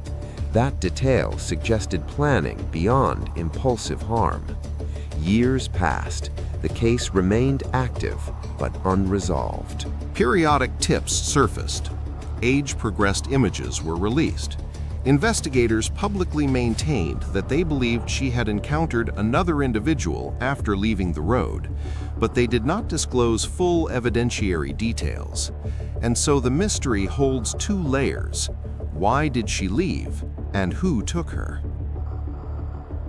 In the days after Asha Degree disappeared from her home in Shelby, investigators focused on two parallel tracks: the departure and the highway. The departure raised questions about planning. Asha had packed a backpack. Inside were clothing items and personal belongings. She did not take a heavy coat suitable for prolonged exposure. She did not leave a note. There was no forced entry into the home, no evidence of struggle inside. Her parents cooperated fully with investigators. Polygraph tests were administered. Extended family was questioned. No charges were filed against family members. The highway sightings remained central. Two truck drivers independently reported seeing a young girl walking along Highway 18 between approximately 3:45 and 4:15 a.m. One described her wearing light-colored clothing. Another said she appeared to be carrying a bag. When one driver turned his vehicle around to check on her, she reportedly ran into the woods. That detail matters. It suggests she was avoiding unknown adults, which complicates theories that she was lured into a random passing car immediately. Search teams combed the woods along that stretch of road. They found a small shed belonging to a nearby property. Inside, investigators located candy wrappers and a pencil. Some reports suggested that these items may have been linked to Asha, though definitive public confirmation has always been limited. If she sheltered briefly in that shed, it suggests she was attempting to hide from passing vehicles. The weather that night was severe: cold rain, strong wind, temperatures near freezing. Exposure risk increases quickly for a child in those conditions, yet no body was located in the immediate search radius. Tracking dogs followed her scent from the house to the highway. Then it disappeared. Scent loss on pavement is common, but investigators also considered the possibility that she entered a vehicle at that point. The backpack discovery in 2001 intensified that theory. When construction workers uncovered the plastic-wrapped bag roughly 26 miles north of Shelby, the distance changed the scale of the case. A 9-year-old could not reasonably cover that distance alone overnight. The bag had been intentionally buried, double-wrapped in trash bags, preserved. It did not appear weathered or scattered. It appeared concealed. Investigators did not publicly release every item recovered from the backpack, but they confirmed it contained personal belongings. The burial site was not a random roadside debris. It was deliberate placement. That detail indicates involvement of another person after she left the highway.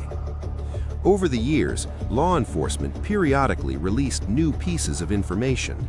In 2016, the FBI publicly mentioned a possible vehicle of interest, an older model green Lincoln Continental or Ford Thunderbird from the 1970s or early 1980s. Witnesses may have seen such a vehicle in the area during the early morning hours. This lead did not result in public arrest, but it suggested investigators believed Asha may have entered or been placed into a car matching that description.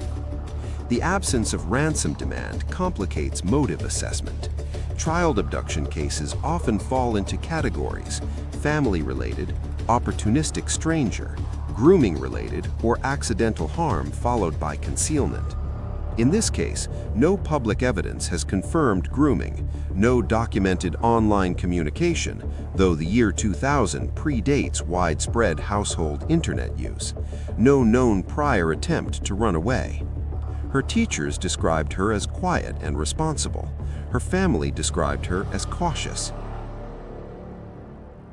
Late at night, when this story is told slowly, the tension rests in contradiction. A child reportedly afraid of the dark, walking alone during a storm, avoiding a truck driver who tried to help, but possibly entering a different vehicle later. Was she meeting someone specific? Did someone in her environment build trust slowly? Authorities have stated they believe Asha left her home voluntarily that night. That conclusion is based on the lack of forced entry and the presence of packed belongings. But voluntary departure does not mean voluntary disappearance. Children can be manipulated, promises can be made, instructions can be given quietly. The key unknown remains motive for leaving. Her family has consistently stated that Asha had no history of running away. She was described as obedient. She had an upcoming basketball game. She had attended church the previous day. Nothing outward suggested preparation for permanent flight. One documented detail often mentioned in media coverage is that Asha had recently checked out books from her school library involving adventure themes. But reading about adventure is common among children. Investigators have never publicly stated that those books directly influenced her departure. The backpack discovery remains the strongest physical indicator of outside involvement. Double wrapped in plastic, buried miles away.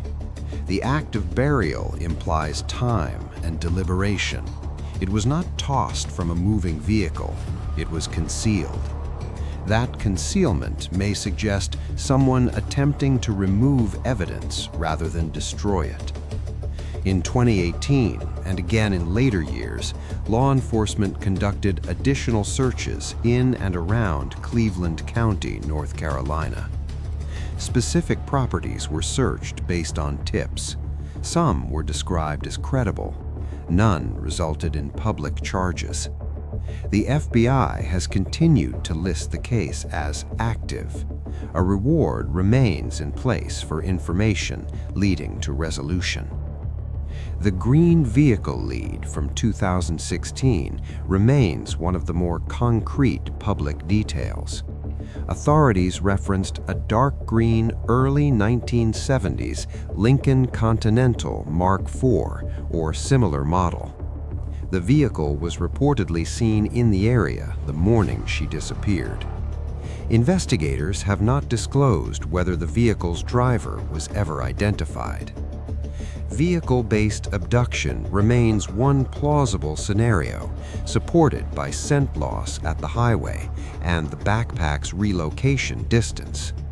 But no confirmed suspect has been named publicly. Late at night, when this story is told slowly, the emotional weight comes from the absence of finality. There was no ransom demand, no confirmed body, no confession. Just a storm, a highway, a buried backpack. The case has endured in part because of that visual. A 9-year-old child walking along a dark road in heavy rain. Truck headlights passing. A child running into woods when approached.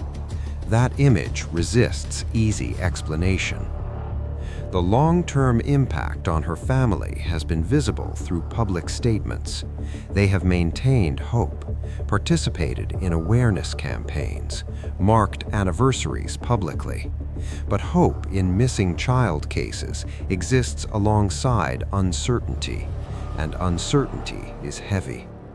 For Shelby residents, February 14th carries layered meaning: Valentine's Day, and the anniversary of a disappearance that never resolved. Over the decades, law enforcement has emphasized that someone likely knows more than they have shared. Cases involving concealed evidence often hinge on secondary knowledge: a relative noticing unusual behavior, a vehicle appearing suddenly and then disappearing, a buried bag discovered by accident. Time does not erase secrets completely, but it does complicate retrieval. As of today, no public arrest has been made in connection with Asha's disappearance. No official cause of death has been declared. No location of remains has been identified. And so the case exists suspended between departure and disappearance, between what is known and what is withheld. More than 20 years after Asha Degree walked away from her home in Shelby, North Carolina, the road where she was last seen looks unchanged. Highway 18 still carries early morning traffic. Storms still move through in February. Headlights still cut through darkness. The difference is invisible. It exists in memory. For the Degree family, time has not closed the story. It has stretched it. Each year brings another anniversary, another age-progressed image, another reminder that absence does not fade quietly. Investigators have maintained that the case remains active. Evidence collected in 2000 was preserved. The backpack recovered in 2001 remains a central artifact. It was not destroyed, it was not lost, it was not casually discarded. It was buried, double wrapped in plastic, hidden with intent. That single act, concealment, remains one of the clearest indicators that another person was involved after she left the road. The question is, who and why? Late at night, when this story is told slowly, the tension rests in that narrow window between 3:30 a.m. and 4:30 a.m. A door opens quietly, a backpack slung over one shoulder, rain falling, wind pushing against trees, a small figure walking south along Highway 18. Two independent drivers notice her. One turns around, she runs into the woods, and then silence. If she entered a vehicle voluntarily, she may have believed she was meeting someone she trusted. If she was forced into a vehicle, it likely happened quickly. The scent trail ended at the roadside. That detail has never been publicly contradicted. The green vehicle lead, released years later, suggests investigators have focused attention on a possible driver in the area. But without public arrest, that lead remains unresolved. No confirmed remains have been located. No public confession has been announced. No ransom demand was ever made. The case does not provide an ending.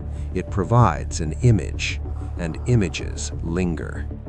A child alone in a storm, a buried backpack miles away, a family waiting for answers. Missing child cases carry a different kind of weight than solved homicides. They do not allow grief to settle into certainty. They leave space for possibility, both hopeful and devastating. For Shelby, North Carolina, February 14th is not only a holiday, it is the date a 9-year-old vanished. The town continues to mark it.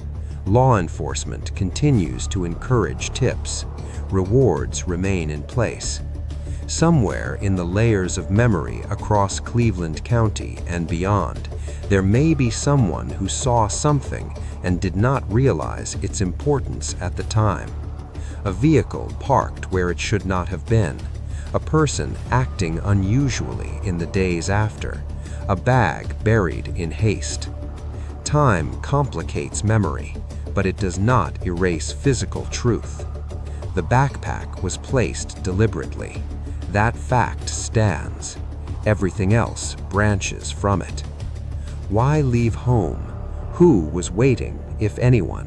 Where did the journey end? In the quiet hours, when houses settle and storms roll through the Carolinas, the image returns. A small figure walking into darkness. And a case that remains open. Thank you for listening. 1970s, a series of crimes began quietly in California. They did not start with headlines. They did not begin with a known suspect. At first, they appeared unrelated. Homes were entered at night. Victims reported being watched. Personal items were moved. Then the crimes escalated. Over the next several decades, investigators would eventually link dozens of attacks, burglaries, and murders to a single individual. The person responsible would later become known as the Golden State Killer. His real name was Joseph James DeAngelo. For years, he was unidentified. Joseph DeAngelo was born in 1945. He served in the United States Navy and later worked as a police officer in California. During this time, he lived a life that appeared ordinary. He had a job, he had a family. He blended into his community. Meanwhile, a pattern of crimes was developing across multiple regions of the state. In Northern California, a series of burglaries occurred. In Central California, a string of assaults followed. Later, in Southern California, several murders were committed. At the time, these crimes were investigated separately. Different jurisdictions handled different cases. There was no immediate reason to believe they were connected. Victims described similar behaviors. The intruder often entered homes at night. He appeared prepared. He moved deliberately. He avoided detection. In many cases, the attacker left behind little physical evidence. As years passed, law enforcement began to notice similarities. The timing of the crimes, the methods used, the way victims described the suspect's behavior. Gradually, investigators began to consider the possibility that a single person was responsible. This theory would take decades to confirm. The crimes spanned from the mid-1970s into the 1980s. They occurred across hundreds of miles. Some victims survived and provided statements. Others did not. Because of the length of time and the number of locations involved, the investigation faced significant challenges. Evidence was limited. Technology was less advanced. Communication between departments was slower. As a result, the suspect remained unidentified. The case became one of the most complex unsolved crime patterns in California history. Years passed. The attacks stopped. No arrest was made. The suspect faded from public attention. But the case never closed. Advances in forensic science would later change that. In the decades after the crimes, DNA evidence collected from multiple scenes was preserved. Investigators continued to review the case periodically. They revisited old reports. They re-examined evidence. Still, no suspect emerged. It was not until the late 2010s that a breakthrough occurred. Using advances in genetic genealogy, investigators were able to compare crime scene DNA to publicly available genealogy databases. This approach was new. It had never been used successfully in a case of this scale. The results narrowed the field. Family trees were built. Relatives were identified. Eventually, investigators focused on one individual, Joseph James DeAngelo. He was living quietly in California. He was in his 70s. He had not been publicly connected to the crimes. In 2018, DeAngelo was arrested. The announcement marked the end of one of the longest-running unsolved crime investigations in the country. For victims and families, the arrest brought answers that had been delayed for decades. The legal process that followed would examine the evidence carefully, case by case. The crimes were no longer a mystery, but the impact of what had happened remained. As investigators prepared their case, they faced an unusual challenge. The crimes attributed to the Golden State Killer spanned more than a decade and involved multiple jurisdictions across California. Some incidents had occurred in the 1970s, others in the early 1980s. Each had its own reports, evidence files, and victims. Bringing them together into a single legal case required careful reconstruction. Prosecutors began by reviewing preserved DNA evidence collected from various crime scenes. Despite the passage of time, the genetic material was sufficient to establish a link between the crimes. This confirmation allowed investigators to connect incidents that had once been treated as separate cases. The evidence showed a consistent pattern. The same individual had committed burglaries, assaults, and murders across different regions. This pattern explained why the suspect had remained unidentified for so long. He moved frequently. He changed locations. He adapted his behavior. As the investigation continued, details of the suspect's past came into focus. Records confirmed that he had worked in law enforcement during part of the period when the crimes were committed. This fact raised difficult questions. It explained his familiarity with police procedures. It explained how he avoided detection. And it explained how he blended into communities without drawing attention. For victims, this revelation was deeply unsettling. During court proceedings, prosecutors outlined the scope of the crimes. They described how the suspect had targeted homes at night. They explained how he prepared in advance. They detailed how victims were selected and how he avoided leaving obvious evidence. Throughout the presentation, the focus remained factual and restrained. The goal was not to sensationalize, but to establish accountability. Victim impact statements were later presented.